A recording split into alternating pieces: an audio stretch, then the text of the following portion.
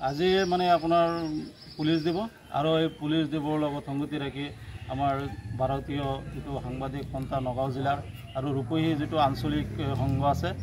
তাৰে আমি ৰূপহী থানাত আহি আপোনাৰ যিজন ভাৰপ্ৰাপ্ত বিষয়া আছে তেখেত সম্বৰ্ধনা জনালোঁ আৰু লগতো কেইজনমান পুলিচ বিষয়াক আমি সম্বৰ্ধনা জনাইছোঁ কাৰণ পুলিচসকল আমাৰ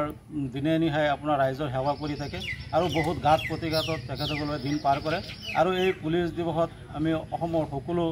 যিবিলাক পুলিচত কৰ্মৰত কৰ্মচাৰী আছে চাকৰিয়াল আছে তথা DGP মহোদয়ক আমি সম্বৰ্ধনা জনাইছোঁ আৰু তেখেতসকলে দিনে নিশাই আপোনাৰ ৰাইজৰ হৈ কাম কৰি থাকে ৰাইজৰ সেৱাৰ কাৰণে তেখেতসকলক দিছে আৰু বহুত প্ৰতিঘাত ঘাটৰ মাজতে আমাৰ সেৱাসমূহ চলাই থাকে আৰু আজি এই পুলিচ দিৱস আৰু পুলিচ দিৱসত আমি সকলো পুলিচ বিষয়াক সম্বৰ্ধনা জনাইছোঁ আৰু মনৰ পৰা আন্তৰিক ধন্যবাদ শুভেচ্ছা জনাইছে মানে শুভেচ্ছা জনাইছোঁ আপুনি কি আছিলে মই ৰূপহীহাট ভাৰতীয় যিটো